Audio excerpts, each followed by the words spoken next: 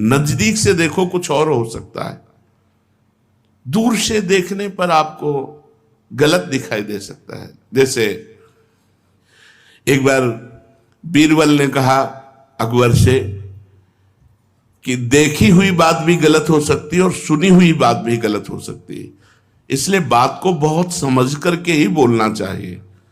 तो उनका देखी हुई बात भी गलत हो सकती है। बोले हाँ सरकार, गलत हो सकती है।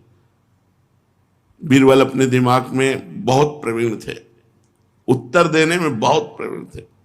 अकबर ने वो बात रख ली अपने हृदय में। एक दिन अकबर की जो फूलों की सैया लगाता था, उसने सोचा जीवन हुआ जा रहा है बादशाह की सैया लगाते, 5 मिनट देखे लेट के, और सैया लगाने वाला लेटा तो सुगंधित फूलों में, और जो ही चद्दर ओढ़ी सुगंधित इत्र की, सो गया।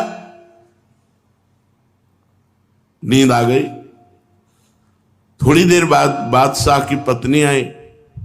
उनका सरकार आज तो बिना भोजन पाए ही सो गए, जब उन्होंने भोजन नहीं पाया तो हम क्यों भोजन पाए। वो भी साथ लेट गए चद्दर ओढ़ के। अब थोड़ी देर बाद बादशाह आए। उन्होंने कहा मेरी सैया में मेरी पत्नी और कोई पुरुष, तलवार निकाली।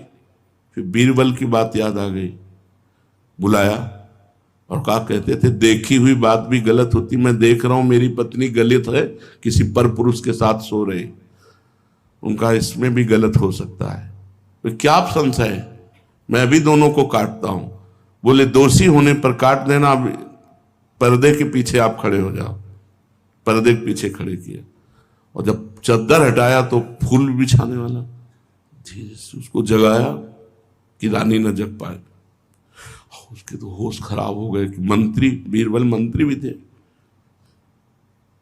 इसमें कैसे सो गया। मालिक क्षमा करो, जीवन भर सैया लगाते हो गया तो सोचा था कि पर सो गए। तुम्हारे साथ कौन सो रहा था।